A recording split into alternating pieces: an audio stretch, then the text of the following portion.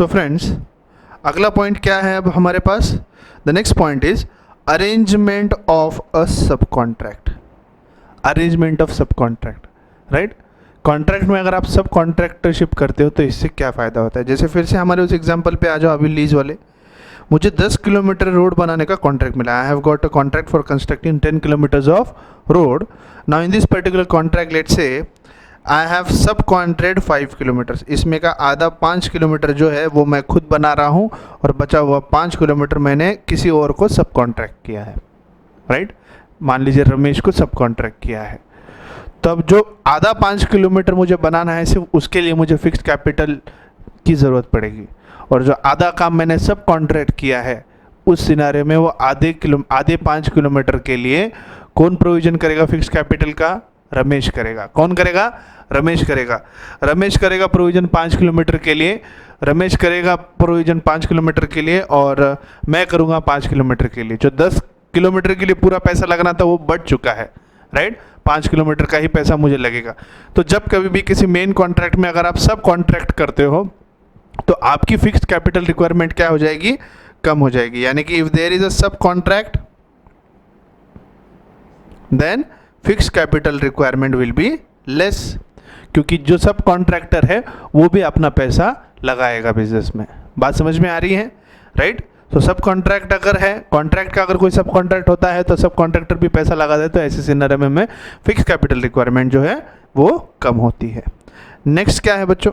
Next point is acquisition of old assets, right. Now the machinery you buy can be new machineries और they can also be second hand machineries, right. Example के तौर पे लो iPhone अगर आप brand new खरीदो तो उसकी price on an average 60,000 रहेगी, और वही आईफोन अगर आप ओल्ड खरीदो, किसी का यूज़ किया हो अगर आईफोन अगर आप यूज़ करते हो तो उसकी एवरेज प्राइस रहेगी 20 to 30,000। यस और no, depending upon the model. ज़्यादा दाम किसका है, नए का या पुराने का? सेकेंड हैंड का दाम कम होता है। नई एक्टिवा अगर 75,000 में है तो सेकेंड हैंड यूज एक्टिवा 30,000 में आती है, हाँ या ना, राइट। इसका मतलब क्या है कि बिजनेस के अंदर हमने तय किया है कि जो फिक्स्ड एसेट यूज़ करने वाले हैं हम वो सेकेंड हैंड यूज़ करेंगे, जो मशीनरी हम लाने वाले हैं प्रोडक्शन में वो सेकेंड हैंड यूज़ करेंगे। तो अगर हम सेकेंड हैंड चीज़ें यूज़ करेंगे तो बट ऑफ कोर्स हमें फिक्स्ड कैपिटल रिक्वायरमेंट नए के मुकाबले कम लगेगा, हाँ या ना, समझते हो कि नहीं, राइट। नेक्स्ट पॉइंट हमारा है acquisition of assets on a concessional rate, right. Acquisition of assets on concessional rate, अगर आपको जो असेट्स है किसी ऑफर में या कंसेशनल रेट में मिल जाते हैं, राइट। मान लो आपने किसी एक ही कंपनी को पूरा काम दिया है फैक्ट्री सेटअप का, तो ऐसे सिनारियो में क्या होगा? In that particular scenario your fix capital requirement will be less. your fixed capital requirement will be less, yes or no, right? That means when you acquire the assets on a concessional rate, you would require less amount of capital, right? Next is international conditions, right? International condition के बारे में अब यहाँ पर क्या कहना है कि भाई ओवरऑल इंटरनेशनल कंडीशन किस तरह की है वो भी डिटरमाइन करता है कि आपको फिक्स कैपिटल रिक्वायरमेंट किस तरह की होगी। जैसे कि प्रेजेंट हम सब चीज़ें जो है प्रेजेंट सिचुएशन से कोरिलेट कर सकते हैं। अभी कोरोना का जो टाइम चल रहा है इसके अंदर इंपोर्ट एक्सपोर्ट नहीं ही है, राइट। तो ऐसे इंटरनेशनल सिनारियो के अंदर हमें सेल्फ डिपेंडेंट बनना पड़ेगा, इंडिपेंडेंट बनना पड़ेगा। सो इन बढ़ती इंटरनेशनल कंडीशंस की वजह से हमें जो लोकल है लोकल से ही प्रोक्योरमेंट करनी पड़ेगी, राइट। या फिर मान लो कुछ दिनों के लिए ट्रेड खोला जाता है तो कम शॉर्ट पीरियड के अंदर हमें अगर मान लो हम हमारे प्रोडक्शन प्रोसेस में कोई रॉ मटेरियल यूज़ कर रहे हैं और वो सारा रॉ मटेरियल बाहर से इंपोर्ट होता है, बाहर से आता है, राइट। अब आपको मालूम है कि गवर्नमेंट आने वाले दिनों में जो है वो इंपोर्ट के ऊपर बैन लाने वाली है, तो ऐसे सिनारियो में क्या करना होगा? ऐसे सिनारियो में हमें जो साल भर जितना मुझे मटेरियल लगने वाला है उसे खरीद कर रखना पड़ेगा। बात समझ में आ रही है? सो इंटरनेशनल कंडीशंस के हिसाब से फिक्स कैपिटल रिक्वायरमेंट की जो नीड होती है वो बदलती है, right. Next trend in economy, trend यानी बिजनेस साइकिल जो ऑपरेट होते हैं, रिसेशन, बूम, एक्सपांशन, राइट। जब एक्सपांशन फेज चल रहा है यानी इकोनॉमिक एक्टिविटी बढ़ रही है, जब इकोनॉमिक एक्टिविटीज बढ़ रही है तो आपको प्रोडक्शन बढ़ाना पड़ेगा, जब प्रोडक्शन बढ़ाना पड़ेगा तब आपको फिक्स कैपिटल रिक्वायरमेंट्स आपकी क्या होगी, ज़्यादा होगी, राइट। वही अगर रिसेशन में है, राइट, वही अगर रिसेशन में है, डाउनफॉल में है, इकोनॉमिक एक्टिविटी स्लो डाउन हो रही है जैसे कोरोना की वजह से, तो ऐसे सिनारियो में आपका प्रोडक्शन कम होगा। तो जब प्रोडक्शन कम होगा तो फिक्स कैपिटल रिक्वायरमेंट भी आपकी कम होगी। लेकिन जब एक्सपांशन है तो इकोनॉमिक ग्रोथ है, इकोनॉमिक एक्टिविटीज़ फास्ट बढ़ रही है, ऐसे सिनारियो में आप प्रोडक्शन ज़्यादा करना चाहोगे और ज़्यादा प्रोडक्शन करने के लिए आपको ज़्यादा मशीनरी लगेगी और ज़्यादा मशीनरी के लिए आपको ज़्यादा फिक्स कैपिटल लगेगा। मुद्दा पॉइंट आपको क्लियर है, right. Next is population trend. Population trend ये कहता है कि as the population increases demand will increase, right. Factors affecting demand हमने पढ़े थे, राइट। जितना ज़्यादा पॉपुलेशन उतनी ज़्यादा डिमांड।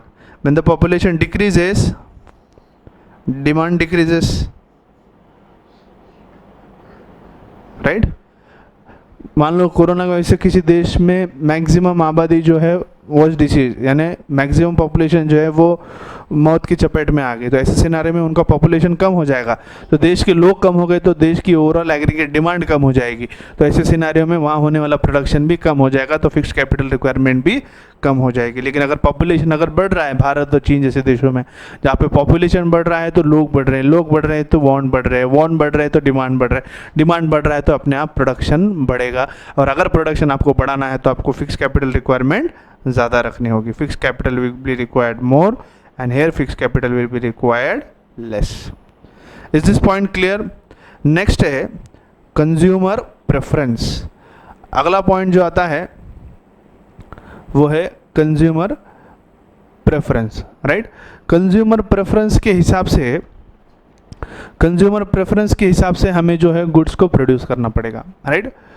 कंज्यूमर क्या डिमांड कर रहा है उसके मुताबिक हमें प्रोडक्शन करना पड़ेगा और उसके हिसाब से ही हम हमारा कैपिटल रिक्वायरमेंट असरटेन कर पाएंगे। जैसे कि मान लो रिसेंट के जो कुछ भी अभी मार्केट है उसके हिसाब से सबसे ज़्यादा चीज़ जो डिमांड में है वो है मोबाइल, राइट। तो मोबाइल जैसी चीज़ बनाने के लिए आपको कैपिटल रिक्वायरमेंट, फंड रिक्वायरमेंट ये भी ज़्यादा होगा। कैपिटल रिक्वायरमेंट और फंड रिक्वायरमेंट भी अगर ज़्यादा है तो ऐसे सिनारियो के अंदर मोबाइल मैन्युफैक्चरिंग के लिए हमें फिक्स कैपिटल रिक्वायरमेंट भी ज़्यादा होगी, राइट। कंज्यूमर की प्रेफरेंस के हिसाब से हमें प्रोडक्शन करना पड़ेगा, और जब हम कंज्यूमर के प्रेफरेंस के हिसाब से प्रोडक्शन करना चाहेंगे तो हो सकता है हमारी फिक्स कैपिटल रिक्वायरमेंट उसके हिसाब से रिक्वायरमेंट ज़्यादा हो, क्योंकि कंज्यूमर प्रेफरेंस के हिसाब से अगर हम प्रोडक्शन करना चाहें तो उस सिनारियो में डिमांड ज़्यादा होगा, तो उसके लिए जो हमें स्केल ऑफ प्रोडक्शन है वो ज़्यादा रखनी होगी, जिसके हिसाब से फिक्स कैपिटल रिक्वायरमेंट ये ज़्यादा होगी। नेक्स्ट है कॉम्पिटिटिव फैक्टर। आज के दौर में हर एक क्षेत्र में काफ़ी कंपटीशन है। अगर आपके कॉम्पिटिटर ने इनोवेशन किया है, नई मशीनरी लाई है, नई टेक्नोलॉजी लाई है जिससे उसका प्रोडक्शन बढ़ा है, कॉस्ट ऑफ प्रोडक्शन कम हुआ है, so you will also have to adopt the same kind of technology, then and then only you will be able to survive in the competition, right? So in the competition, if your competitor has developed his technology, even you will have to develop your technology. In that particular scenario, your fixed capital requirement will be more, right? Are we very much clear? So what is fixed capital? Fixed capital is that capital which is invested in fixed asset which is required for a longer period of time, hence it is normally raised from capital market, that is by issuing securities in the form of equity shares, preference share, etc., right? Now the factors which affect the requirement of fixed capital are nature of business, size of business, scope of business, extent of lease or rent, arrangement of subcontract, acquisition of old assets, acquisition of assets on concessional rate, international conditions, trends in economy, population trade, consumer preference and competitive factors. So these are all the points which affect the requirement of fixed capital. Is this point clear? Is this point clear? So friends, in the earlier video we saw what is capital requirement. we understood the meaning of fixed capital, then we understood what are the factors which influence the requirement of fixed capital. Now in this particular video we are going to understand what do you mean by working capital and what are the factors which influence the requirement of the working capital, right? What is working capital? Capital which is required to run the day-to-day business activities of the business is called as working capital. रोजाना business चलाने के लिए जो भांडवल, जो पैसा, जो capital हमें लगता है उसे हम कहते हैं वर्किंग कैपिटल दोस्तों, राइट? तो इसे मैं समझाने की कोशिश करता हूँ कौन से ऐसे मेजर फैक्टर्स हैं जो इस वर्किंग कैपिटल रिक्वायरमेंट में कंसिडर किए जाते हैं. What are the major things which are considered as a part of requirement of the working capital, right? जिसमें कि पहला आता है operation, right? Day to day production करने के लिए हमें बहुत से चीज़ों की ज़रूरत पड़ती है. जैसे कि एग्जांपल के तौर पे रॉ मटेरियल. अगर आप कोई प्रोडक्शन प्रोसेस में हो, अगर आपका बिजनेस कोई प्रोडक्शन करता है तो प्रोडक्शन करने के लिए बेसिक चीज़ लगती है रॉ मटेरियल. इसके अलावा और भी चीज़ें लगती हैं, लेकिन एग्जांपल के तौर पे मैं बोल रहा हूँ रॉ मटेरियल, राइट? तो मुझे बोलो, जितना ज़्यादा आपका प्रोडक्शन, जितना लेवल ऑफ प्रोडक्शन आपका ज़्यादा होगा उतना ज़्यादा आपका रॉ मटेरियल रिक्वायरमेंट क्या होगी? ज़्यादा होगी, राइट? और जितना आपका लेवल ऑफ प्रोडक्शन कम होगा उतनी आपकी रॉ मटेरियल की रिक्वायरमेंट कम होगी. तो प्रोडक्शन क्या है? कंटिन्यूस प्रोसेस है, राइट? रॉ मटेरियल यूज़ किया, प्रोडक्शन कर दिया, हो गया. ऐसा करके वो हो जाता है कि रोज़ाना कंटिन्यू प्रोसेस है. रोज़ हम रॉ मटेरियल लाते हैं, रोज़ प्रोडक्शन करते हैं, रोज़ रॉ मटेरियल लाते हैं तो रोज़ प्रोडक्शन करते हैं. तो जो पैसा रोज़ाना हमें रॉ मटेरियल खरीदने के लिए लगेगा वो कहाँ से मीटअप किया जाएगा? From the working capital. तो डे टू डे ऑपरेशन या day to day production run करने के लिए हमें पैसा जो चाहिए वो पैसा हम कहाँ से प्रोक्योर करेंगे? तो वर्किंग कैपिटल से. समझ में आ रही है बात? दूसरी बात है इन्वेंट्री के ऊपर. ना what do you mean by inventory? Inventory यहाँ पर मतलब है स्टॉक, राइट? अगर आप बहुत ज़्यादा स्टॉक होल्ड करते हो, राइट? आपने प्रोडक्शन तो कर लिया, लेकिन प्रोडक्शन करने के बाद आपके फैक्ट्री में आपके प्रोडक्शन का बहुत ज़्यादा स्टॉक करते हो और फिर मार्केट में बेचते हो. अगर आप स्टॉक बहुत ज़्यादा रोक कर रखते हो तो इसका मतलब आपको बहुत ज़्यादा पैसा लगेगा, राइट? बहुत ज़्यादा पैसा रॉ मटेरियल के लिए लगेगा, क्योंकि जब तक आप बेचोगे नहीं तब तक मार्केट से पैसा आएगा नहीं, राइट? अगर आप चीज़ें बना बनाकर स्टॉक कर रहे हो अपने फैक्ट्री में तो इसका मतलब क्या है? आपको और प्रोविज़न करना पड़ेगा रॉ मटेरियल के लिए, क्योंकि रॉ मटेरियल होगा तभी प्रोडक्शन होगा, और रॉ मटेरियल का प्रोक्योरमेंट तभी हो सकता है जब आपके पास वर्किंग कैपिटल है. तो अगर आप स्टॉक ज़्यादा रखते हो तो आपको वर्किंग कैपिटल ज़्यादा लगेगा. वर्किंग कैपिटल ज़्यादा क्यों लगेगा? क्योंकि आपको रॉ मटेरियल रिक्वायरमेंट ज़्यादा लगेगी. रॉ मटेरियल ज़्यादा इसलिए लग रहा है क्योंकि आप जो रॉ मटेरियल को कन्वर्ट करके फिनिश गुड्स बना रहे हो उसे स्टॉक कर रहे हो, राइट? तो अगर आपके पास स्टॉक ज़्यादा होता है इसका मतलब क्या है? आपको वर्किंग कैपिटल ज़्यादा लगेगा, ज़्यादा पैसा लगेगा प्रोडक्शन के लिए. लेकिन अगर आपका बिजनेस ऐसा है कि बनाया बेच दिया, बनाया बेच दिया, बनाया बेच दिया, आप किसी भी तरह का स्टॉक नहीं रखते, तो ऐसे सिनेरियो के अंदर आपकी वर्किंग कैपिटल रिक्वायरमेंट काफ़ी कम होगी उन बिजनेस के कंपेयर जो स्टॉक रखते हैं, राइट? सो इन्वेंट्री भी कहीं ना कहीं इन्फ्लुएंस करता है हमारे वर्किंग कैपिटल के ऊपर, राइट? जो हम स्टॉक रखते हैं उसके बेसिस पे वर्किंग कैपिटल रिक्वायरमेंट हम समझ सकते हैं. नेक्स्ट पॉइंट जो आता है, अगला पॉइंट जो यहाँ पे आता है, that is receivables, that is called as debt. For example debtors. Debtors वो पर्सन है जिन्हें हम गुड्स उधार बेचते हैं, जिनसे पैसे हमें आने हैं, राइट? मान लो आपका प्रोडक्शन है और उस प्रोडक्शन के अंदर आप जो माल है वो 1 महीने के उधार पे बेच रहे हो. आपने माल 1 महीने के उधार पे तो बेच दिया, यानी आपने जो माल बेचा है उसके पैसे 1 महीने बाद आना है, 1 महीने बाद आने हैं. तो 1 महीने तक जो कुछ भी प्रोडक्शन के लिए, जो कुछ भी ऑपरेशन के लिए जो भी रिक्वायरमेंट रहेगा, रॉ मटेरियल रहेगा या जो भी चीज़ें लगने वाली है उसका प्रोविज़न आपको खुद को करना पड़ेगा, क्योंकि आपके पास पैसा वापस से कब आने वाला है? 30 दिन बाद. यानी 30 दिन तक ऑपरेशन स्मूथली अगर चलना है तो आपको 30 दिन तक प्रोडक्शन में जितना भी पैसा लगता है उसको वर्किंग कैपिटल के रिक्वायरमेंट में रेज करना पड़ेगा. बात समझ में आ रही है, राइट? अगर आप उधार नहीं बेचते, कैश एंड कैरी, बस चीज़ बनी बेच दिया, इमीडिएटली पैसा ले लिया, तो उसके अंदर वर्किंग कैपिटल रिक्वायरमेंट आपकी कम होगी. तो कहीं ना कहीं receivable also influence the working requirement. Next, cash. Day to day खर्चे या day to day operational expenses करने के लिए हमें पैसा लगता है, और डे टू डे खर्चा हम कहाँ से करेंगे, तो फिर से working capital. Example electricity expenses, labour expenses, labour की वेजेस पे करना है, tea refreshment, printing and stationery, ये छोटे मोटे रोज के बिजनेस के जो खर्चे हम कहाँ से करते हैं, फिक्स कैपिटल में से करते हैं क्या, नहीं। डे टू डे बिजनेस पे डेली ऑपरेटिंग जो एक्सपेंसेस होते हैं हमारे, उन एक्सपेंसेस को हम वर्किंग कैपिटल में से पे करते हैं।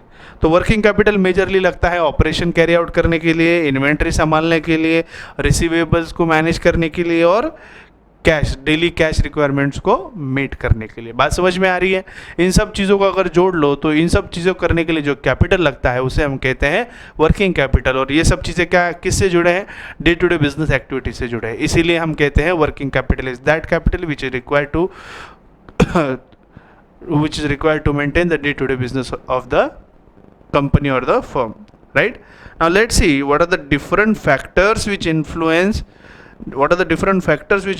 the capital working capital requirement. हमने देखे थे ऐसे कौन से फैक्टर्स है जिससे कि पता चलता है कि फिक्स कैपिटल रिक्वायरमेंट कितनी है, ज़्यादा है कि कम है। अब हम वो फैक्टर्स देखेंगे जिससे हमें ये समझ में आएगा कि वर्किंग कैपिटल रिक्वायरमेंट ज़्यादा है कि कम है, जिसमें पहला पॉइंट आता है नेचर ऑफ बिजनेस। पहला पॉइंट क्या आता है, नेचर ऑफ बिजनेस। अब नेचर ऑफ बिजनेस के ऊपर, अब यहां पे नेचर का क्लासिफिकेशन कैसे होगा, लेट्स से मैं प्रोडक्शन एक्टिविटी में हूं। प्रोडक्शन एक्टिविटी दो चीज़ों की हो सकती है, एक हो सकता है नेसेसिटीज़ की और दूसरा होता है लग्जरियस गुड्स की, राइट? यहाँ पे एग्जांपल ले लो फूड, यहाँ पे एग्जांपल ले लो ऑटोमोबाइल, और यू कैन से 4 व्हीलर। एक तरफ है स्कोडा कंपनी जो 4 व्हीलर बनाती है, एक तरफ बेकरी जो रोज़ाना कंज्यूम करने वाले बेकरी आइटम्स बनाते हैं, राइट? अब मुझे बोलो, how oftenly are 4 wheelers bought? Very occasionally. Sale किसका ज़्यादा है, फूड का ज़्यादा है या लग्जरियस आइटम्स का ज़्यादा है?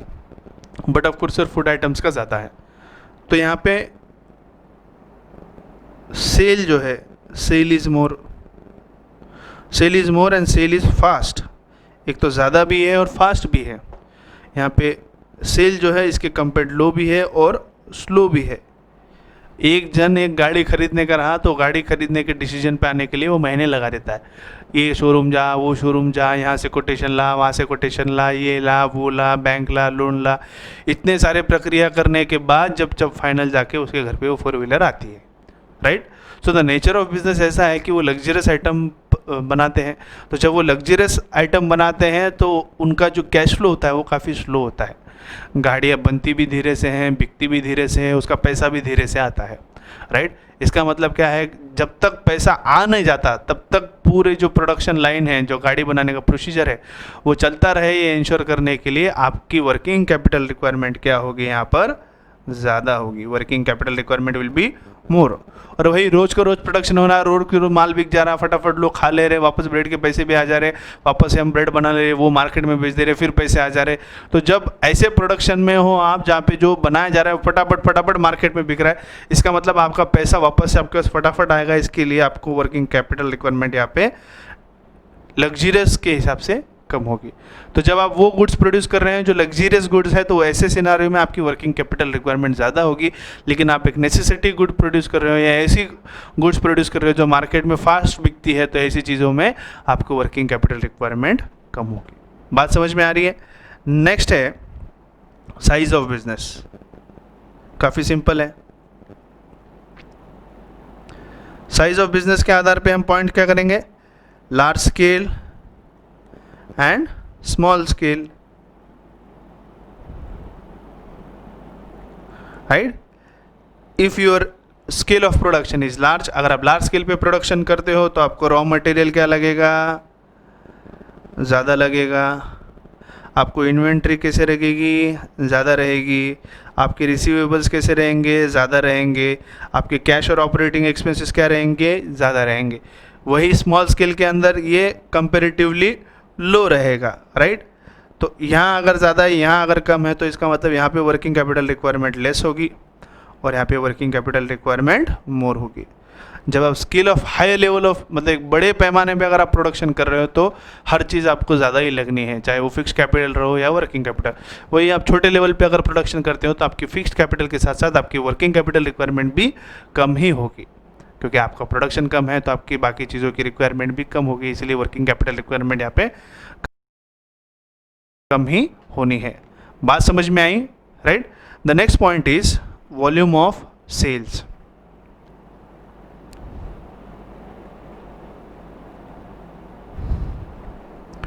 देखिए पहला पॉइंट हमने देख लिया, nature of business, size of business, now it is volume of sales, right. और वॉल्यूम ऑफ सेल्स को हमें यहाँ पर समझना है।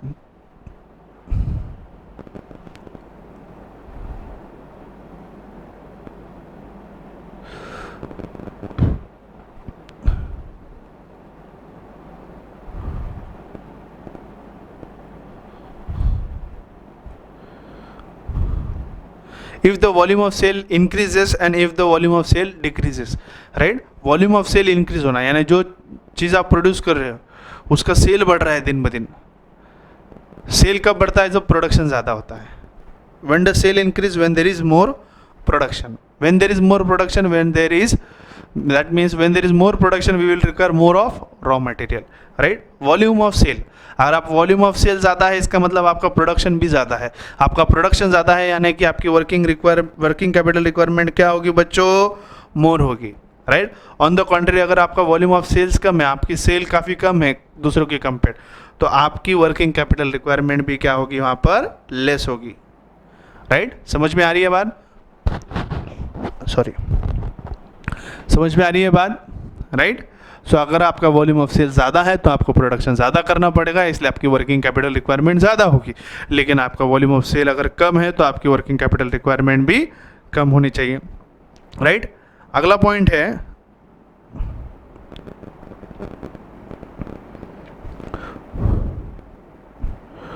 Production cycle. प्रोडक्शन साइकिल का यहाँ पर मतलब है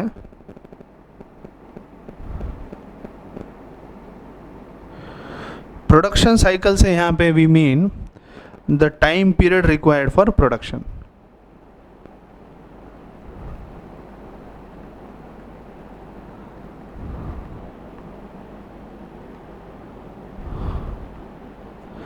एग्जाम्पल, अगर आप बेकरी में काम कर रहे हो, राइट, आपका बेकरी का बिजनेस है और आप बेकरी की चीज़ें मैन्युफैक्चर कर रहे हैं, तो बेकरी आइटम्स बनाने के लिए क्या हमें सालें लग जाते हैं या एक एक दिन में ही जो कुछ भी प्रोडक्शन आप कर सकते हैं? एक ही दिन में जो भी प्रोडक्ट है, बेकरी की प्रोडक्ट्स है, उसका आप प्रोडक्शन कर सकते हो। इसीलिए टाइम पीरियड या प्रोडक्शन साइकिल कैसी है उसकी? Production cycle is of a short period, right. यानी काफ़ी कम समय में आप आपके गुड्स और सर्विसेज प्रोड्यूस कर सकते हो। जब आप काफ़ी कम समय के अंदर रॉ मटेरियल को फिनिश गुड्स में कन्वर्ट कर सकते हो, इसका मतलब आपकी वर्किंग कैपिटल रिक्वायरमेंट क्या होगी? लेस होगी। लेकिन अगर आप कुछ ऐसी चीज़ प्रोड्यूस कर रहे हो जिस चीज़ को प्रोड्यूस करने के लिए ही काफ़ी वक्त लग रहा है, जैसे एग्जाम्पल के तौर पे लो विंड मिल, 2 मिनट, या फिर सबसे common example low 4 wheeler,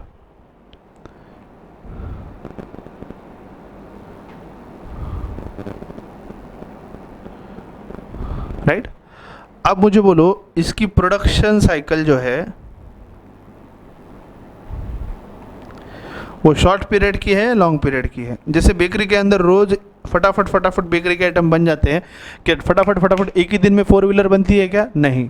the process of production of 4 wheeler is long, so the production cycle is long. यानी एक गाड़ी को पूरा बनने के लिए मान लो एवरेज में 60 दिन लगते हैं, तो 60 दिन तक अगर आप कंटिन्यूसली अच्छे से काम करो तब जाके फैक्ट्री में एक 4 व्हीलर पूरी तरह से रेडी होती है।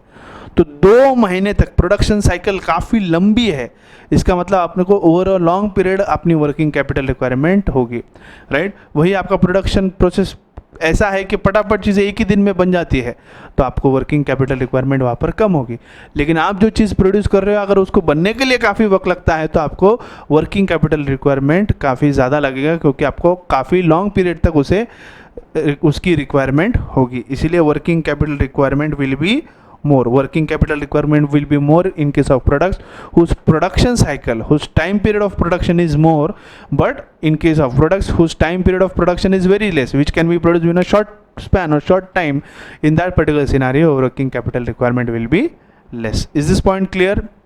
Is this point clear? Next point अब जो है that is business cycle.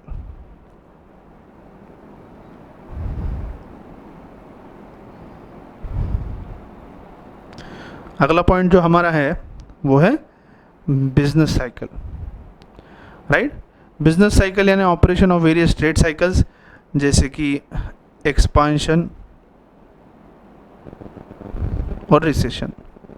Recession यानी मंदी, एक्सपांशन यानी बढ़ोतरी। जब कभी भी इकोनॉमी में बिजनेस साइकिल में एक्सपांशन होता है, इसका मतलब क्या होता है, इकोनॉमिक एक्टिविटीज़ जो है, इकोनॉमिक एक्टिविटीज, और you can also call it as trade, increases. लेकिन जब रिसेशन है, जब मंदी है, तब इकोनॉमिक एक्टिविटीज स्लो डाउन होती है, जैसे कि अभी कोरोना की वजह से चल रहा है, इकोनॉमिक एक्टिविटीज ठप है पूरी, राइट। अभी कोरोना के टाइम में इकोनॉमिक एक्टिविटीज स्लो डाउन हो चुकी है, ठप हो चुकी है, शट हो चुकी है। तो ऐसे सिनारियो के अंदर क्या आप प्रोडक्शन करेंगे? क्या नहीं, प्रोडक्शन क्या होगा, लो होगा, क्योंकि प्रोडक्शन लो है तो हमारी वर्किंग कैपिटल रिक्वायरमेंट क्या होगी बच्चों, लेस। लेकिन अगर एक्सपांशन है, मार्केट फुल जोर में चल रहा है, इकोनॉमिक एक्टिविटीज ट्रेड फुल बढ़ रहा है, तो ऐसे सिनारियो में आप आपका प्रोडक्शन क्या करोगे, बढ़ाओगे, production will be high. If production will be high, your working capital requirement will be more. So in case of business cycles, when there is expansion phase, यानी जब इकोनॉमिक एक्टिविटीज़ बढ़ रही है, प्रोडक्शन आपका बढ़ेगा, तो आपकी वर्किंग कैपिटल रिक्वायरमेंट भी बढ़ेगी। लेकिन अगर रिसेशन है, मंदी है, तो इकोनॉमिक एक्टिविटी स्लो डाउन हो जाएगी। इकोनॉमिक एक्टिविटी स्लो डाउन होने की वजह से आपका प्रोडक्शन भी कम होगा, जिसकी वजह से आपकी वर्किंग कैपिटल रिक्वायरमेंट भी कम हो जाएगी। मुद्दा समझ में आया? अगला पॉइंट क्या है रे भाई? Next point here is terms of purchase and sale, right? Terms of purchase and sale.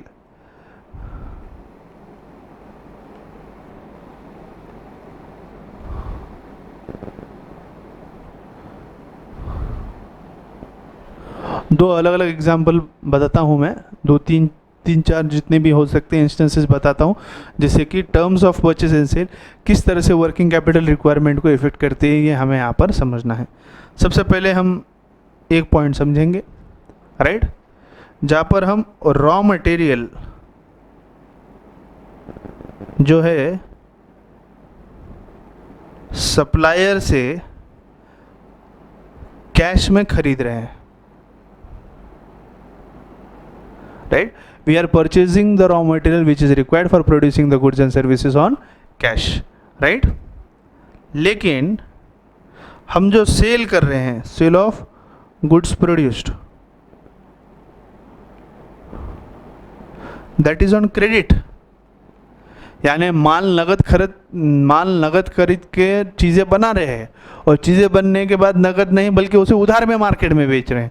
तो ऐसे सिनारियो में जब तक उधारी नहीं आती तब तक मुझे पैसा ज़्यादा लगेगा, इसीलिए मेरा वर्किंग कैपिटल रिक्वायरमेंट क्या होगा, मोर होगा। समझ में आया क्या? बनाने का माल नकदी में ले रहे हो और जो फाइनल गुड्स बनाए उसे उधार में बेच रहे हो, तो ऐसे सिनारियो में आपको वर्किंग कैपिटल रिक्वायरमेंट क्या होगी, ज़्यादा होगी। बी पॉइंट देखो, बी पॉइंट के अंदर आप रॉ मटेरियल जो है वो कैश में परचेस कर रहे हो, और जो सेल है वो भी कैश में है, राइट। तो ऐसे सिनारियो में आपकी वर्किंग कैपिटल रिक्वायरमेंट्स क्या होगी, लेस होगी, राइट। एक और सिनारियो देख लो जहाँ पर रॉ मटेरियल जो है वो क्रेडिट पे परचेज किया जा रहा है, राइट, वेयर सेल जो है वो कैश में है, कैश सेल, राइट। यानी गुड्स प्रोड्यूस करने के लिए जो चीज़ें आपको लग रही है, जो रॉ मटेरियल आपको लग रहा है, वो आपका सप्लायर आपको उधार देने के लिए तैयार है 30 दिन की उधारी पे। लेकिन जो चीज़ आप बना रहे हो वो इमीडिएटली बिक रही है, that to be on cash. बनाने का माल मिल रहा है उधार और माल जो बिक रहा है वो कैश में, नगद में। तो ऐसे सिनारियों में आपकी वर्किंग कैपिटल रिक्वायरमेंट लेस होगी। इस तरह के अलग अलग जो टर्म्स एंड कंडीशंस होंगे परचेज और सेल के, वो डिसाइड करेंगे कि आपकी वर्किंग कैपिटल की रिक्वायरमेंट कैसी है। अगर आप चीज़ें नगद में बाय कर रहे हो, उधार में बेच रहे हो बनाने वाली चीज़ें, तो आपकी वर्किंग कैपिटल रिक्वायरमेंट ज़्यादा होगी।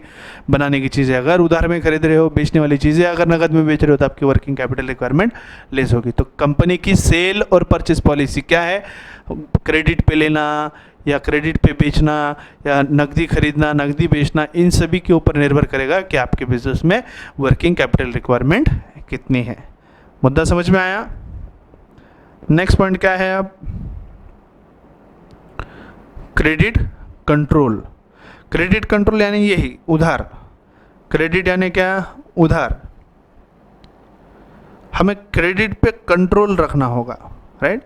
We need to put a control on credit, right, यानी debtors and creditors, right. Creditor वो जिन्हें हमें पैसा देना है, डेटर्स वो जिनसे पैसा आना है। जिन्हें उधार बेचेंगे वो होंगे हमारे डेटर, जिनसे उधार लेंगे they will be creditors. If creditors are more then working capital requirement will be less. बराबर है, लोगों को पैसा ज़्यादा देने का है, आने का कोई झंझट नहीं अपने को। उनका जो उधारी में माल लेके अपन चीज़ें बना रहे हैं, तो अपनी वर्किंग कैपिटल रिक्वायरमेंट क्या होगी, लेस होगी। लेकिन अगर आपके डेटर ज़्यादा है तो वर्किंग कैपिटल रिक्वायरमेंट क्या होगी, मोर होगी। क्योंकि अगर आप उधारी माल ज़्यादा बेच रहे हैं और आपके क्रेडिटर्स कम हैं, तो ऐसे सिनारियों में आपको वर्किंग कैपिटल रिक्वायरमेंट जो है वो ज़्यादा लगेगी। ये वाला पॉइंट इसके पहले वाला पॉइंट एक जैसा ही है। सेल परचेज की पॉलिसी या फिर क्रेडिट कंट्रोल, यानी आप चीज़ों जो बना रहे हो उसे कैसे बेच रहे हो मार्केट में, वो डिसाइड करता है कि वर्किंग कैपिटल रिक्वायरमेंट आपकी कैसी है। अगर आप चीज़ें उधार बेच रहे हो मार्केट में, इसका मतलब क्या है, आपको वर्किंग कैपिटल रिक्वायरमेंट ज़्यादा लगेगी। लेकिन आप चीज़ें उधार नहीं बेचकर अगर नगद में बेचते हो, if you are selling it on sale, if you are selling it on in cash, then your working capital requirement will be less, right? The credit policy or sale or purchase policy decides the requirement of the working capital. If you are selling the goods on credit, let's say 30 days, 45 days of credit, that means you will be blocking your capital. In that particular scenario, your working capital requirement will be more. Is this point clear? But if you are selling all the goods and doing all the purchase activities in cash, in that particular scenario, your working capital requirement will be less, right? Next है growth and expansion. So next point is expansion, right. अगला point क्या है भैया, अब growth and expansion. जब हम बात करते हैं ग्रोथ एंड एक्सपांशन की, ग्रोथ एंड एक्सपांशन, जब हम ग्रोथ और एक्सपांशन की बात कर रहे हैं, इसका मतलब क्या है, हमारा प्रोडक्शन क्या होना चाहिए, बढ़ना चाहिए। जब हम बिजनेस को एक्सपांड करने की बात कर रहे हैं, ग्रो करने की बात कर रहे हैं, इसका मतलब हमारा प्रोडक्शन क्या होगा, इंक्रीज होगा। If my production will increase, my working capital requirement will also increase. I will require more working capital if I am planning for expansion or growth. If I am planning for expanding my business, that means I have to expand my production activities. In that particular scenario, my working capital requirement will also be more. Is this point clear? Is this point clear? Next point is management ability. Management ability है अगला point, right? 2 minute.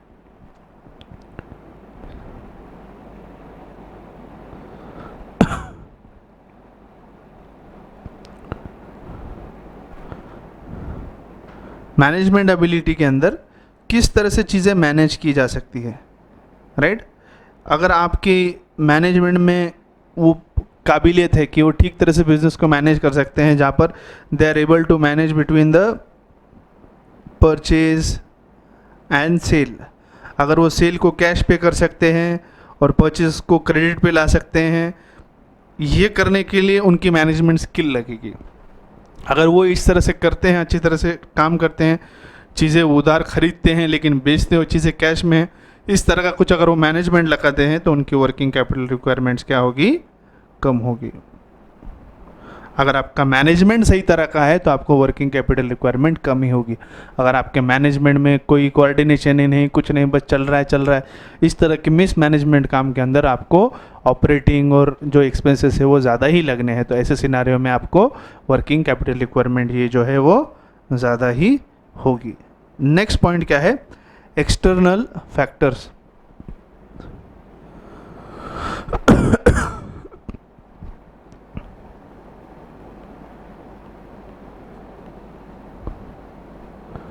Example, banks, right? Bank is an external factor. Now in this particular scenario, when some external factor like bank provides you the working capital, your working capital requirement will be less, right? मान लो bank ने आपको cash credit दिया है। Cash credit क्या होता है बच्चों, एक तरह का ऐसा लोन होता है जो आपके वर्किंग कैपिटल रिक्वायरमेंट को मीट करता है। वो इस तरह का लोन होता है जितना आप पैसा यूज़ करते हो सिर्फ उतने ही पैसे का आपको ब्याज लगता है, और जिस वक्त आपने पैसे वापस जमा कर दिए फिर से उसका ब्याज बंद हो जाता है। तो जैसा यूज़ है वैसा पैसा इस्तेमाल करो, उतने ही पैसे का ब्याज दो। जैसा यूज़ ख़त्म हो गया आप पैसे जमा कर दो, आपको उसका ब्याज नहीं लगेगा। जितना पैसा जितने वक्त के लिए आपने इस्तेमाल किया है सिर्फ उतने ही पैसा उतने ही वक्त का ब्याज आपको लगता है। तो ऐसे सिनारियो में आपको वर्किंग कैपिटल ज़्यादा रखने की ज़रूरत है क्या, नहीं, क्योंकि आप सीसी से काम चला सकते हो। तो अगर एक्सटर्नल फैक्टर्स बैंक जैसे इंस्टीट्यूशन आपको अगर वर्किंग कैपिटल प्रोवाइड करने के लिए तैयार है तो आपकी वर्किंग कैपिटल रिक्वायरमेंट क्या हो जाएगी, लेस हो जाएगी। और अगर आपके पास ऐसी कोई फैसिलिटी नहीं है, in that particular scenario you will require more of working capital. Is this point clear? Is this point clear? So here we end the discussion on the factors which influence the working capital, जो है कि है nature of business, size of business, volume of sales, production cycle, business cycle, term of purchase and sale, credit control, growth and expansion, management ability, and external factors. These are all the factors which influence the requirement of the working capital. And what is working capital? Working capital is the capital which is required to run the day-to-day business activities, right? Which majorly comprises of operational expenses, inventories, receivables and cash, right? सो इन सब चीज़ों को जोड़ के mainly जो हमें पैसा लगता है वो हम कहते हैं वर्किंग कैपिटल, जो कि ज़रूरी है हमारे डे टू डे बिजनेस को चलाने के लिए। तो capital requirement majorly capital is required to run a particular business. Now this capital requirement is broadly classified as fixed and working capital. Fixed capital is that capital which required to invest in the fixed assets of the company which is for a longer period of time. So normally we will procure this or raise these funds from capital market, right? Money market is a market where you raise funds for a short period of time. So जो working capital requirement है which is required to meet up the daily requirements, we will raise that money from the money market. We will not raise it from the capital market because we require working capital for a short period of time. Fixed capital is required for a long period of time, whereas working capital is required for a short period of time. I hope the discussion on capital requirements, fixed capital, factors affecting fixed capital, working capital and factors affecting working capital is very much clear. Thank you so much.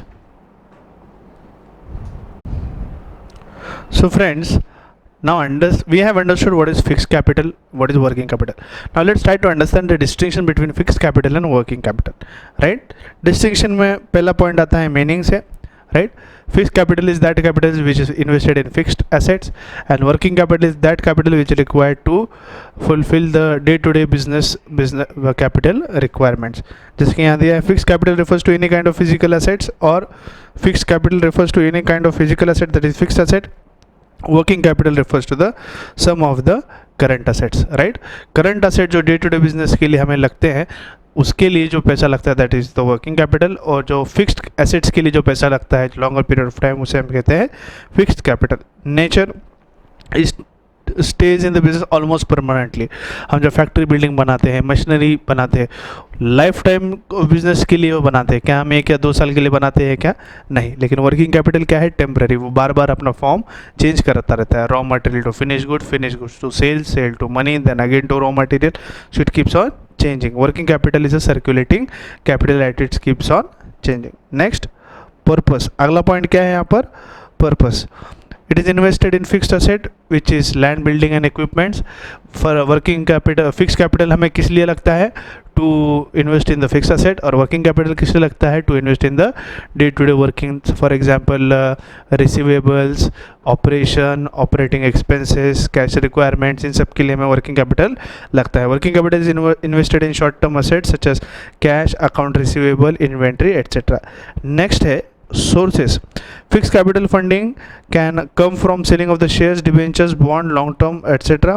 और हम ये सब पैसे कहाँ से procure कर सकते हैं? कैपिटल मार्केट से, जहाँ पे हमें long term source of finance है, और वहीं पे हम जो वर्किंग कैपिटल की रिक्वायरमेंट है वो मीटअप कर सकते हैं मनी मार्केट से, which is for a short period of time. Yes और no? Right. Next point is objectives. Investors invest the money in the fixed capital hoping to make future profits. जो fix capital का जो हम investment करते हैं वो current period में करते हैं ताकि हमें ओवर द पीरियड फ्यूचर में उसका बेनिफिट मिले. और वर्किंग कैपिटल के अंदर जो पैसा लगाया जाता है that is for very short period of time, right, ताकि हमें इमीडिएट रिटर्न मिल सके. राइट. नेक्स्ट है risk. Investment in fixed asset implies risk. Fix capital में रिस्क ज़्यादा है क्योंकि tenure of capital requirement is more. Working capital में risk कम है क्योंकि पैसा कम ड्यूरेशन के लिए लगता है. जब कभी भी पैसा ज़्यादा ड्यूरेशन के लिए लगता है तब हम कह सकते हैं कि उसमें रिस्क ज़्यादा है, लेकिन पैसा जब कम ड्यूरेशन के लिए लगता है तो उसमें रिस्क कम होती है. Now this is what we have in the differentiation between fixed capital and working capital. चलिए फिर हमारे अगले हेडिंग की ओर, दैट इज कैपिटल स्ट्रक्चर. जब हम बात करते हैं capital structure, it is nothing but the mix of capital of a organisation, और you can say it is nothing but denoting the debt equity mix.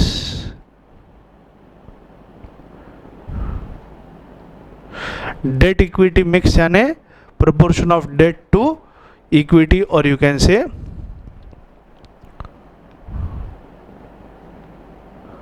borrowed to owned funds. Right. खुद का पैसा कितना होगा बिजनेस में, और borrowed यानी लोगों से लिया हुआ पैसा कितना रहेगा, that decides the capital mix. जैसे हमारे इडली वाले बिजनेस में हमने देखा था कि 5 लाख रुपए लग रहे थे. इन 5 लाख रुपए में से 2 लाख रुपए उसने खुद से लाया और बाकी बचे हुए 3 लाख रुपए दूसरों से लिए. सो डेट यानी बाहर से लोगों से बोरो कितना किया है? 3 लोगों से बोरो कितना है? 3 lakhs. खुद का पैसा कितना है? 2. सो 3:2 is the ratio of borrowed to owned, or you can say debt to equity, right? Borrowed capital versus owned capital. Now this particular ratio or mix is nothing but the capital structure. समझ में आ रहा है? Capital structure यानी क्या? Capital structure दर्शाता है what is the mix of different forms of capital in the business. किसी भी बिजनेस में जो कैपिटल होता है उसका मिक्सचर क्या है, राइट? उसमें क्या क्या इंग्रेडिएंट्स कितने कितने हैं, किस मिक्सचर में कितना प्रोपोर्शन इक्विटी का है, कितना प्रोपोर्शन प्रेफरेंस का है, कितना प्रोपोर्शन रिटेन्ड अर्निंग्स का है, कितना प्रोपोर्शन बोरोइंग्स का है, कितना प्रोपोर्शन डिवेंचर्स का है, बैंक लोन्स का है. ये सभी बिजनेस में जो कैपिटल है, पूरा ओवरऑल जो कैपिटल है वो कौन से कंपोनेंट्स से बनता है, उसे वो दर्शाता है कैपिटल मिक्स और capital structure. Capital structure is nothing but the mixture of different components which all together form the capital of the business. A company can raise capital through different sources, that is owned capital और borrowed capital, right? Company जो पैसा एक तो खुद से ला सकता है, that is own capital, और इन the form of borrowed capital यानी किसी से उधार लेकर. Combination of different sources used is nothing but the security mix. जो अलग अलग सोर्सेज है, हम जो अलग अलग मिक्सचर बनाने वाले हैं to procure the entire finance और capital is nothing but the security mix. Capital structure means the mix up of various sources in a desired proportion. Desired proportion किससे तय होता है? Debt equity mix. कितना हम डेट लेने वाले, कितने लोगों से उधार लेने वाले, कितना पैसा हम खुद का लाएंगे. जितना इक्विटी का पोर्शन या फिर ओन कैपिटल का पोर्शन ज़्यादा होगा तो हम इक्विटी कैपिटल या इक्विटी शेयर ज़्यादा इशू करेंगे. लेकिन अगर हमारे मिक्स के अंदर अगर डेट या बोरोड कैपिटल ज़्यादा है तो हम डिबेंचर ज़्यादा इशू करेंगे या बैंक से लोन ज़्यादा लेंगे, राइट? वो हमें डिसाइड करना होगा, और उस मिक्स को तय करना, सिक्योरिटी मिक्स को तय करना is nothing but denoting by the capital structure. Now various components are there which together form the capital structure of an organisation, जिसमें पहला आता है equity share capital. What is equity share capital? Equity share capital is a form of owned capital, right? The entire capital of the company is divided into small value, that is nothing but a share, right? Equity shareholder, equity share which are holded by a person is called as equity shareholder. That equity shareholder is obliged to receive dividend in the form of income. वो जो व्यक्ति जो equity share खरीदता है उसे income मिलते हैं in the form of dividend. Dividend is nothing but the income paid to the equity shareholder, right? Dividend, declaration of the dividend depends upon the profitability. अगर बिजनेस में प्रॉफिट है तो dividend जो है वो डिक्लेयर किया जाएगा. इक्विटी शेयर कैपिटल क्या है? Equity share capital is in the form of owned capital, is a form of owned capital, right? जिसे रिपे करने की ज़रूरत नहीं है, जो कंपनी के साथ लॉन्ग टर्म के लिए होता है. And who are the real owners of the company, who are the real owners of a company, right? Equity shareholder होते हैं बच्चों, जो रियल ओनर्स है वही लोग हैं जो कंपनी में मेजरली इन्वेस्ट करते हैं. इसीलिए हम इन्हें कहते हैं जो real owners. They are the ultimate risk bearers. जो भी बिजनेस में नफ़ा नुकसान होगा वो सभी नफ़ा नुकसान जो है वो बियर करने की पूरी जिम्मेदारी जो है वो इक्विटी शेयर होल्डर्स की होती है, right? Now equity share capital is a source of long term finance, यानी कि फिक्स कैपिटल रिक्वायरमेंट अगर आपको मीटअप करनी है तो ऐसे सिनारियो में आप इक्विटी शेयर इशू करके इक्विटी शेयर कैपिटल को रेज कर सकते हो. ठीक उसी तरह से आता है preference share. Preference share capital, preference share capital में और इक्विटी शेयर कैपिटल में फ़र्क इतना है कि they have preferential right. Preferential right. Equity share holders enjoy preferential right over the preference shareholders enjoy preferential right over the equity shareholders for 2 points. First, fixed dividend. Dividend जो होता है preference share holders को वो पहले ही fixed किया जाता है, right? Fixed dividend उनको मिलता है. हालांकि जो इक्विटी शेयर होल्डर का जो डिविडेंड होता है that is not fixed, that all together depends upon the profits. If the company is making profits dividend will be declare. लेकिन प्रेफरेंस शेयर होल्डर्स के साथ ऐसा नहीं होता, उनका जो डिविडेंड होता है वो फिक्स्ड होता है. And second is preference at the time of repayment. अगर कंपनी लिक्विडेशन में जाती है तो लिक्विडेशन में जाने के बाद जब सब असेट्स बेचे जाते हैं तो उसमें से जो अमाउंट रिकवर होता है पहले प्रेफरेंस शेयर होल्डर्स को दिया जाता है, यानी प्रेफरेंस कैपिटल पहले रिपे किया जाता है. उसके बाद अगर कुछ पैसा मिल रह जाता है तो उसे हम जो है इक्विटी शेयर होल्डर्स को देते हैं. यानी इक्विटी शेयर होल्डर्स या इक्विटी शेयर कैपिटल को रिपे करने से पहले प्रेफरेंस कैपिटल को रिपे किया जाता है. इसीलिए हम इसे कहते हैं they are getting preference over the equity shareholder. इसीलिए हम इसे कहते हैं प्रेफरेंस शेयर कैपिटल और preference capital. Preference share capital which is procured by issuing preference shares, right? बात समझ में आई? नेक्स्ट होता है retained earnings. Retained earning is nothing but owned capital, right? या ओन रिजर्व. हमारे बिजनेस में से जो प्रॉफिट आया है, हमारे बिजनेस में जो प्रॉफिट आया है वो प्रॉफिट हमने डिविडेंड के तौर पे इक्विटी शेयर होल्डर्स को डिक्लेयर नहीं किया, और वो प्रॉफिट हमने हमारे खुद के पास रखा है ताकि हम आने वाले दिनों में उसका इस्तेमाल करके एक्सपेंशन कर सके in the form of reserves और anything, right? Reserves and surplus. तो ये जो रिजर्व्स एंड सरप्लस हमने हमारे प्रॉफिट में से रखा है ताकि कंपनी अपनी एक्सपेंशन एक्टिविटीज़ को मीटअप कर सकते हैं, इसे कहते हैं हम रिटेन्ड अर्निंग्स. इसे हम क्या कहते हैं बच्चों? Retained earnings. Now this retained earnings is nothing but an owned cap. It is a form of owned capital. क्या ये हम किसी से बोरो कर रहे हैं क्या? नहीं, ये कंपनी के पास अपना खुद का पैसा है, राइट? जिसे हम कह सकते हैं flowing back of profit. Profit जो होता है कंपनी को उसको डिविडेंड डिक्लेयर नहीं करना बल्कि उसे वापस खींचकर अपने पास स्टोर करके रखना ताकि कंपनी आगे चल के अपने कैपिटल रिक्वायरमेंट के लिए इसमें से पैसा इस्तेमाल कर सकती है, राइट? सो ये क्या हुआ? एक इंटरनल सोर्स ऑफ फाइनेंस हुआ जो कंपनी खुद के इंटरनल एक्टिविटीज़ में से रेज कर सकती है. इसके लिए किसी और से उसे मांगने की ज़रूरत नहीं है. नेक्स्ट आता है बोरोड कैपिटल. Now borrowed यानी उधार लेना. Now this borrowed capital can be broadly taken by issuing debentures or by accepting term loans, right? Debenture is nothing but acknowledgement of debt. Acknowledgement of debt, right? कि भाई ये व्यक्ति ने मेरे debenture खरीदे हैं और इस व्यक्ति को मुझे 100 रुपये देना है इस ब्याज दर पे, राइट। आप एक कंपनी हो तो आप डिबेंचर्स इशू कर सकते हैं, और जो व्यक्ति आपके डिबेंचर्स खरीदते हैं उसे हम कहते हैं डिबेंचर होल्डर, उन्हें हम कहते हैं डिबेंचर होल्डर। और ये जो पैसा उनसे हम इकट्ठा कर रहे हैं या रेज कर रहे हैं, इसे हम कहते हैं debenture capital. Debenture capital is a form of borrowed capital, it is not owned capital, it is form of borrowed capital. Preference share क्या है? ओन्ड कैपिटल है। रिटेन्ड अर्निंग्स क्या है? ओन्ड कैपिटल है। लेकिन डिबेंचर्स क्या है? बोरोड, ये पैसा आप किसी से बोरो कर रहे हो, right. When you are borrowing that means you are acknowledging your debt towards that person, right. जब आप किसी से बोरो कर रहे हो, आप बोल रहे हो कि उस व्यक्ति को मेरे पैसे देने, you are acknowledging the same. Such an acknowledgement is nothing but your debenture. The holder of such debenture are nothing but the debenture holders, right. इन्हें फिक्स्ड इंटरेस्ट दिया जाता है, राइट। और दूसरा, इनका रीपेमेंट करना पड़ता है। जितने टेनर के लिए वो इशू किए गए, उतने टेनर ख़त्म होने के बाद, मैच्योरिटी के बाद उनको उनका पैसा लौटाना पड़ता है, और साथ में जितना भी ब्याज तय हुआ है उतने पीरियड का उन्हें ब्याज भी देना पड़ेगा। नेक्स्ट है टर्म लोन्स, राइट, जिसे हम कह सकते हैं लोन फ्रॉम बैंक्स। काफ़ी सिंपल है, कॉमन है। जब हम बैंक से कर्जा लेते हैं, लोन लेते हैं in various form of term loans, business loan, ये सभी are also example of borrowed capital, right. यानी कि बिजनेस में अगर समझ लो 100 करोड़ रुपए लग रहे हैं, तो इन 100 करोड़ में से 20 करोड़ हमने क्या किया? इक्विटी कैपिटल रेज किया, यानी कि 20 करोड़ रुपए के इक्विटी शेयर्स इशू किए। 5 करोड़ का प्रेफरेंस कैपिटल लाया, यानी 5 करोड़ रुपए के प्रेफरेंस शेयर्स इशू किए। इसके बाद हमारे पास रिटेन्ड अर्निंग है 5 करोड़ रुपए की, राइट। रिटेन्ड अर्निंग्स है 5 करोड़ की, राइट।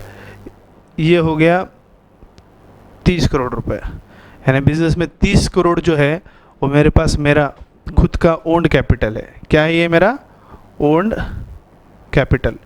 और बाकी 70 करोड़ रुपए कहाँ से आए? समझ लीजिए 40 crore are from debentures and 30 crore are from banks and other institutions, right. इस तरह से मेरा हो गया 100 करोड़। और ये जो पैसा मैंने डिबेंचर्स और बैंक से लिया है, this is borrowed capital, right? Now this 100 crore is divided or split it into this form. This nothing is but the capital structure. जिस तरह से मैंने एग्जाम्पल सेट किया है, ये सभी क्या डिनोट करते हैं? इस ऑर्गेनाइजेशन का कैपिटल स्ट्रक्चर, यानी किस तरह से बिजनेस में कैपिटल प्रोक्योर किया गया है, राइट। जिसके अंदर हमने 30 करोड़ जो है, 30 करोड़ जो है वो ओन कैपिटल है, और 70 क्या है? हमारा borrowed है। तो borrowed is to owned, that is debt is to equity. 7:3 is my debt equity mix, or you can say the capital mix in my company, right? So this is what we have in capital structure and the components of capital structure. हमने क्या समझा? Capital structure is nothing but the mix of different types of capital which are available for raising the particular capital in a business, right? They can be in the form of debt or equity. Debt equity के mix को हम कहते हैं security mix, right? Own capital होते हैं in the form of equity shares, preference shares, retained earnings, और borrowed capital can be in the form of debenture और term loan. Is this point clear? Is this point clear? So here we end the discussion on the capital structure and components of capital structure. So this ends our first topic of secretarial practice. I hope you all really enjoy it. I hope you all really enjoyed it, right? So before I end up my discussion, मैं मेरे एक दोस्त से मिलाना चाहता हूँ आपको। Tommy, अरे टॉमी इधर आ तो, सबको मिल तो ज़रा, राइट। से हाय टू टॉमी।